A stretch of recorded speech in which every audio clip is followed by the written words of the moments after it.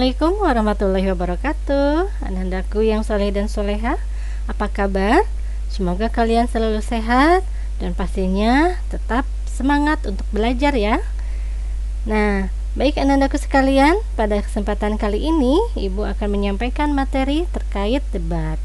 Adapun pokok bahasannya yaitu pengertian debat, tujuan, karakteristik, etika, unsur, struktur, dan kaidah debat. Baik, kita mulai ya bahasannya. Oke, pengertian debat. Apa itu debat? Debat adalah sebuah pembahasan dan pertukaran pendapat mengenai suatu hal dengan saling memberi alasan untuk mempertahankan pendapat masing-masing.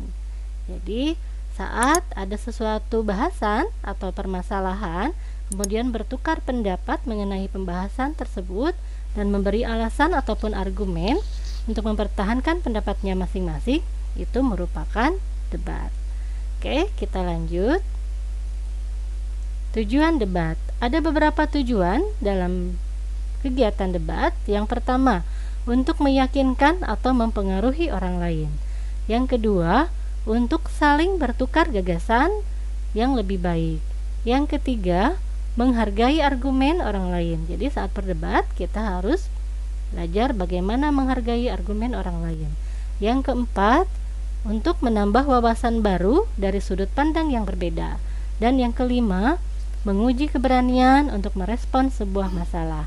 Nah, itulah tujuan-tujuan dari debat. Selanjutnya, ciri atau karakteristik debat. Yang pertama, di dalam debat minimal harus ada dua pihak. Yang kedua, adanya komunikasi langsung.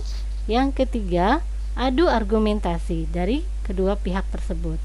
Selanjutnya yang keempat, topik yang dibahas tentunya topik yang kontroversial. Yang kelima, karena topiknya kontroversial tentunya nanti akan mengandung pro dan kontra. Dan yang keenam, di akhir tentunya akan ada kata sepakat ataupun tidak sepakat. Nah, ini perbedaan debat dengan diskusi. Kalau diskusi tentunya tujuan akhirnya adalah untuk mencapai sepakat. Tetapi di dalam debat bisa saja sepakat dan bisa juga tidak sepakat antara kedua belah pihak. Nah, itulah ciri-ciri ataupun karakteristik debat. Ya, kita lanjut ya, anandaku. Dengan etika debat. Jadi saat berdebat tentunya kita harus memperhatikan etika-etika. Yang pertama, gunakan kesantunan dalam berbahasa. Yang kedua, hindari candaan atau guyonan saat berdebat. Yang ketiga, hindari menyinggung fisik lawan. Jadi fokuslah pada adu argumen. Yang keempat, lengkapi adu argumen dengan data dan fakta supaya bisa meyakinkan pihak lawan. Yang kelima, ikuti aturan main debat. Misalnya batas bicara ataupun menyanggah lawan debat dan hingga tata cara bertanya. Jadi kalian harus mengikuti aturan main debatnya. Itu merupakan etika dalam berdebat. Selanjutnya, anandaku sekalian, unsur debat. Ada beberapa unsur debat. Yang pertama adalah mosi. Mosi adalah pernyataan atau penentuan tentang suatu topik yang menjadi bahan debat. Yang kedua, tim afirmasi. Tim afirmasi adalah pihak yang setuju dengan topik yang diperdebatkan atau tim pro. Yang ketiga, tim oposisi. Tim oposisi adalah pihak yang tidak setuju dengan topik yang diperdebatkan. Jadi masuk ke dalam tim kontra. Yang keempat, tim netral.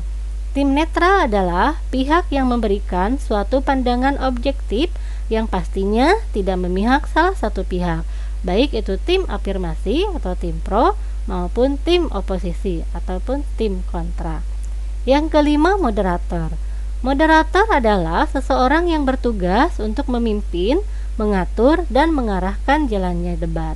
Tentunya tugas moderator diawali dari membuka jalannya debat, selanjutnya mengenalkan tim debat, membacakan mosi yang diangkat, selanjutnya menertibkan debat, sampai akhirnya menyimpulkan dan menutup debat. Itu merupakan tugas dari moderator.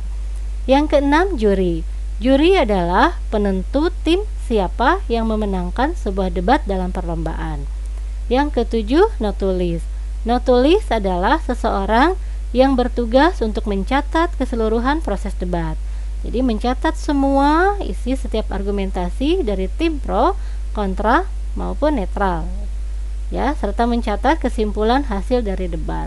Tentunya selain ini ada juga unsur yang lain, yaitu penonton. Nah, ini adalah sangat penting ya, anandaku, di dalam unsur debat.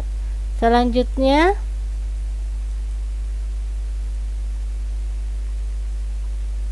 ya, baik anandaku sekalian, selanjutnya kita masuk ke dalam struktur debat. Yang pertama, pengenalan masalah atau orientasi. Biasanya ini moderator yang bertugas untuk mengenalkan dan memberikan gambaran umum tentang topik yang akan diperdebatkan. Jadi mosinya disampaikan oleh moderator. Selanjutnya yang kedua, penyampaian argumentasi. Setiap tim menyampaikan argumen dengan disertai sejumlah alasan yang jelas dan tentunya meyakinkan sesuai dengan data dan fakta. Di bagian ini pun muncul nantinya tanggapan dan sanggahan dari setiap tim. Struktur yang ketiga yaitu kesimpulan. Nah, ini moderator membacakan hasil akhir dari debat yang sudah dijalankan. Nah, itulah struktur di dalam debat. Kita lanjut ke kaidah kebahasaan debat. Yang pertama, kaidah kebahasaan debat yaitu kata kerja mental. Sebagai teks yang bersifat argumentatif, teks debat banyak menggunakan kalimat opini. Sementara itu, kalimat opini pada umumnya tentunya ditandai oleh kata kerja mental, seperti mengetahui, mengerti, memahami, mengira, menduga, menginginkan, ya. Contoh, jadi akan lebih mudah untuk memahami satu sama lain. Nah, kata memahami itu merupakan kata kerja mental. Yang kedua, kata ganti orang. Kata ganti kami, saya, Anda, saudara, ataupun kita. Contoh, saya sangat tidak setuju jika bahasa Inggris menjadi alat yang penting di era globalisasi. Nah, itu merupakan kata ganti orang ketika menggunakan kata saya. Selanjutnya, penggunaan konjungsi. Dalam mempertahankan argumen-argumen, pihak saya ya sering menggunakan sejumlah alasan ataupun pernyataan-pernyataan yang menyatakan hubungan kausalitas. Pernyataan-pernyataan itu tentunya nanti ditandai oleh konjungsi sebab akibat. Dengan demikian, jadi ya karena atau akibatnya. Nah, seperti itu adalah penggunaan konjungsi. Contoh, jadi saya tetap tidak setuju jika bahasa Inggris menjadi alat yang penting di era globalisasi. Itu penggunaan konjungsi ya, dengan menggunakan kata jadi. Selanjutnya yang keempat, penggunaan kalimat definisi. Debat tentunya menjelaskan suatu konsep saat menyampaikan argumen, terutama pada bagian-bagian awal ya. Oleh karena itu sangat wajar apabila di dalam debat banyak dijumpai kalimat-kalimat definisi ya yang ditandai dengan adalah, merupakan, yaitu, dan sejenisnya. Nah, demikian anandaku sekalian bahasan kita kali ini terkait materi debat. Semoga bermanfaat. Terima kasih. Assalamualaikum warahmatullahi wabarakatuh.